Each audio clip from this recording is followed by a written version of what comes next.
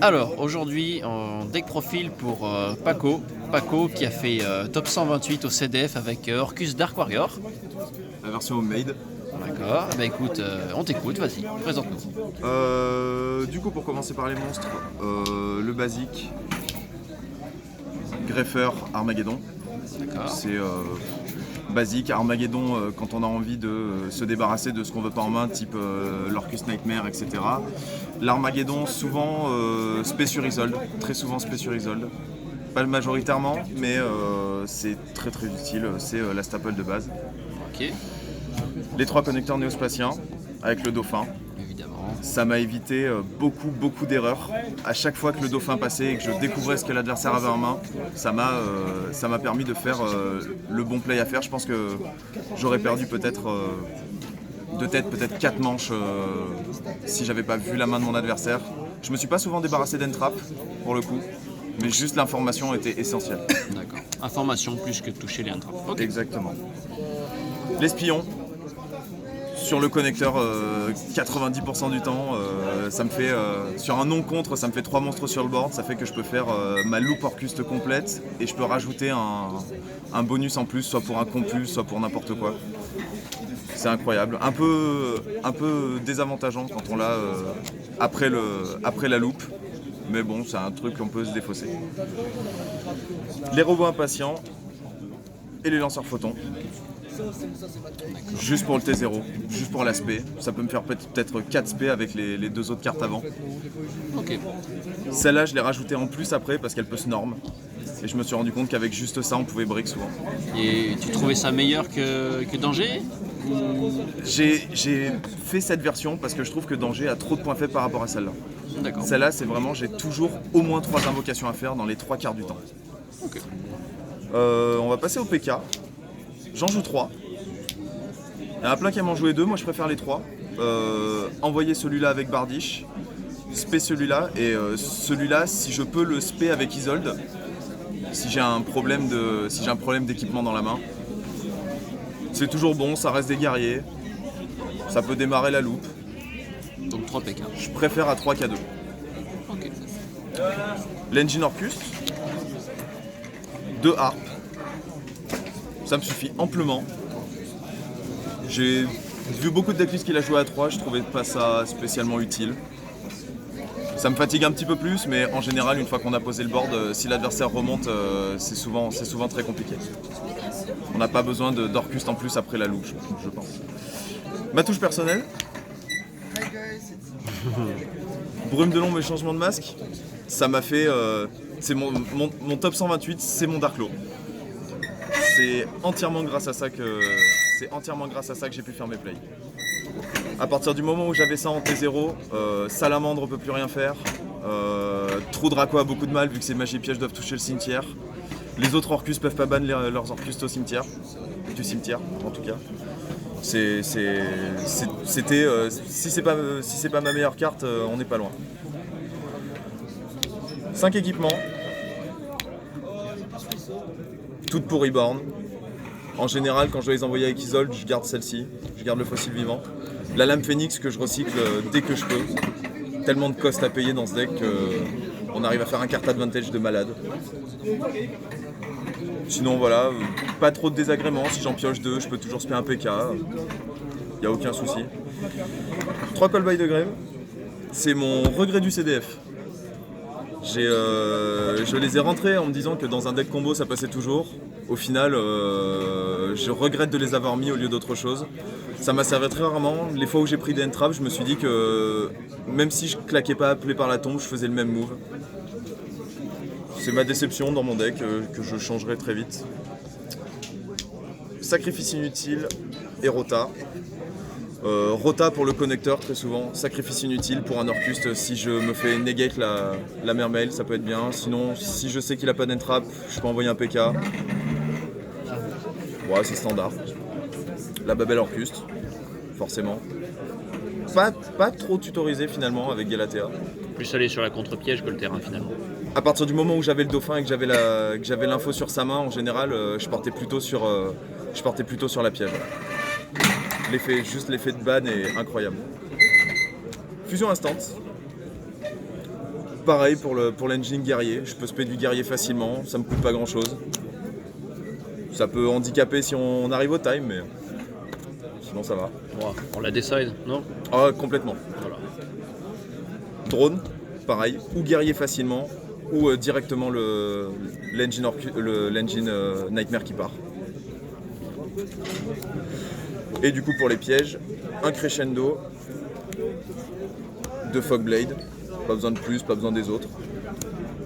Et la Brigandin, toujours pareil, pour du guerrier en plus. Alors explique le play avec la piège, tout le monde la connaît pas. Cette piège en fait c'est une piège PK qui peut s'activer si on n'a pas de piège dans le cimetière. Ça tombe bien, T0, on les a pas. Et du coup quand on la joue, elle passe directement en tant que monstre et pas en tant que token. Du coup on peut l'utiliser comme monstre guerrier pour faire tout et n'importe quoi. Comme par exemple lui ou lui. C'est mes 2 plays avec ce piège. Darklaw qui me permet de faire du -2 si j'arrive à garder le dauphin. Ou alors si je tombe contre typiquement un Thunder Dragon qui me désavantagerait contre ça. Je propose celle-ci et du coup ça me promet une compulse sur le dessus du deck. Et si le mec réagit pas sur son deck, je peux lui reprendre la carte que je viens de lui remettre sur le dessus du deck. En fonction de ce que j'ai envie, c'est juste trop fort. Ok. Pour continuer, du coup on a les Nightmares. J'ai pas mis de licorne, j'en avais pas, elle m'a manqué une fois. Elle m'a beaucoup manqué une fois, mais sinon les 3 suffisent amplement. On part sur le Cerberus, le Phoenix on le garde pour plus tard. Surtout dans une méta comme ça où les magies pièges sont très compliquées à gérer. 3 Galatea, pas 2, épuisant, 2 Galatea. Une fois qu'on a fait le combo de base, on peut plus rien recycler. Simple, efficace. 2 Dingirsu. Au début je joue à 1. Pareil, fatigant, on est obligé de se reposer sur la Orcus qui Reborn. Ça fait mal et là on peut enchaîner sur 2 tours très puissants. Donc ça nous suffit 2, 1 c'est trop court. Impossible à jouer. Bardiche, bah c'est ce qui protège Dingirsu finalement. Son effet est pas si fort que ça, mais juste le fait qu'il puisse se chaîner avec Dingirsu, c'est trop fort. C'est juste trop fort. Isolde, c'est complètement un extender. Si on me l'enlève, je peux juste pas faire Darklaw, mais je peux continuer sur toute ma loupe en général. J'ai tellement d'invocations que je peux continuer derrière. C'est que du plus. Si on me la negate, on me negate juste du plus. Et vu qu'en général la plupart des gens qui jouent Isolde la jouent en tant que carte principale, les gens qui connaissent pas trop, ils avaient bien envie de me la negate et du coup ça a servi mon avantage. Kagari du coup, pour enchaîner avec Drone, forcément. Drone peut très bien s'utiliser tout seul, mais Kagari peut la récupérer pour partir directement sur Nightmare. Du coup c'est bien, c'est sympa si on est en rab. Raijin, je joue que Raijin pour les fusions instantanées. Il a un effet rapide qui est cool et ça reste juste une spé en fait. C'est juste ça. Une fois que tu as fait 3 spé, tu rajoutes la 4ème, c'est toujours que du plus. Ce deck c'est une mine de card advantage en fait. Et pour le late, je l'ai utilisé 2 fois pour le late. C'est vraiment pour du finish, pour passer le dernier monstre, histoire d'être sûr. Mais vraiment c'est qu'à la fatigue qu'on l'utilise, sinon j'aurais pu le remplacer par un Avramax je pense, peut-être plus utile. Mais voilà, j'ai eu besoin que de ça finalement. Du coup, il y a quelque chose que tu aurais changé toi dans ton extra? Alors quelque chose que j'aurais changé dans mon extra, plutôt 2 choses. Donc je pense que le Borload je l'aurais remplacé par un Avramax. Dans mon deck c'est tellement facile de faire des lignes que j'aurais pu l'utiliser et le faire facilement, plus difficilement contrable. Et j'aurais rajouté une licorne, donc j'aurais peut-être enlevé Raijin. J'ai tellement de spé que le Raijin c'est juste un effet de plus. J'aurais peut-être mis une licorne pour le moment où elle m'a manqué par rapport au moment où Raijin me fait plaisir. Et du coup pour le side, 3 twins, ce que j'aurais dû mettre en main à la place des Call by the Grave qui m'ont servi absolument à rien. Je pense que j'aurais fait beaucoup mieux si je les avais eu dans mon main deck. Evenly, il n'y a pas à argumenter là-dessus. 3 sphères de rat. Elles sont pas tombées sur mon dernier duel, dommage. J'étais tombé sur un Spiral. Il m'a fait le U, j'ai pas eu la sphère de rat, tant pis, dommage. Spiral, c'est encore joué. Le U fait toujours très très mal. D'accord. Le Pancratops pour bait les effets, et puis de toute façon quand je suis deuxième ça me fait toujours une spé en plus, donc c'est toujours plus de card advantage, même si je l'utilise pas son effet de destruction. Sachant que de toute façon je peux le chaîne au final. C'est un must. Et pour finir, 3 Gorbo DD. J'y croyais pas trop au début. Et finalement il y a eu 2 rounds où ils m'ont sauvé la vie. Donc très content et j'en changerai pas. Ok. Donc on change rien là-dessus. On change rien là-dessus. Ok, parfait. Finalement, c'était ta seule entrap en fait, Corbeau DD? C'est ma seule entrap. Je ne joue aucune entrap parce que le deck est déjà à 44 vu que j'ai les 5 équipements. Et ça m'a fait mal de ne pas avoir d'entrap, mais je pense que mes T0 auraient vraiment été horribles si j'avais eu des entraps. Vraiment, je pense que ça aurait pas été jouable dans ma version en tout cas. Je vais essayer de remanier ça histoire d'en rentrer peut-être une ou deux, mais les Corbeaux DD m'ont bien servi contre les decks qui en avaient besoin d'en prendre. Sinon, ça s'est beaucoup joué au dé. C'est un peu la faiblesse de ma version du deck. Il y a beaucoup d'archétypes comme Trou Draco. C'était l'exemple parfait de Trou Draco. Trou Draco, à chaque fois que j'ai commencé, j'ai gagné. À chaque fois que j'ai pas commencé, j'ai perdu. Quel autre match-up? Thunder Danger, très compliqué. J'ai eu de la chance d'avoir le dauphin avant de faire Darklo. Salamandre, ça dépend. Il y en a une où j'ai été mauvais, une où j'ai gagné, une où c'était serré. Je pense que le match-up est un peu even. Je pense quand même qu'Orcus a l'avantage, cette version en tout cas. J'ai affronté un mec Night Invoked aussi. Bah, pas de chance, il fait pas le poids. Il a pas envie de commencer, moi j'ai envie de commencer.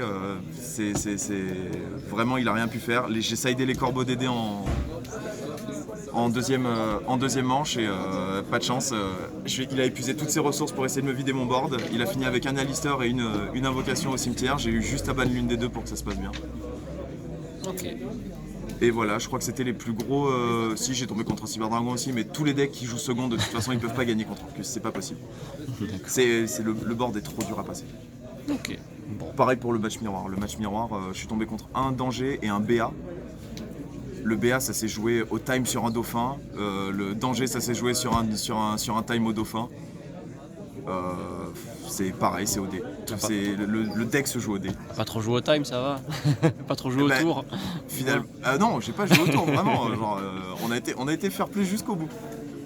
Et voilà, donc c'est à peu près tout ce que j'ai fait. C'est les plus gros decks contre lesquels j'ai joué. Après, j'ai joué contre quelques petits decks, mais c'était vraiment des decks, des gens qui étaient venus pour s'amuser, quoi. On n'était pas à un niveau compétitif. Contre le Orcus, c'est compliqué de jouer fun. Et du coup, on était sur du 11 rounds, c'est bien ça? On était sur du 11 rounds, ouais. Et j'ai fait 3 défaites. Donc contre Trou Draco, contre Salamandre. Et le dernier, c'était contre Salamandre. J'ai fait 2 loses Salamandre et une lose Trou Draco. Trou Draco qui malheureusement m'a mis une rivalry It Can Be Only One sur la première manche. Et sur la troisième, je me suis fait negate 2 Evenly en 2 tours, c'était compliqué à remonter. C'était très très dur. Le viol. La première défaite, c'est toujours la plus dure. Bon. Bah écoute, tu veux rajouter quelque chose? Non, pas spécialement. Faites ce deck. Mettez Darklo. Vraiment, Darklo, c'est fort. Allez, on finit sur cette touche finale. Darklo, c'est God pour le deck. Et à la prochaine.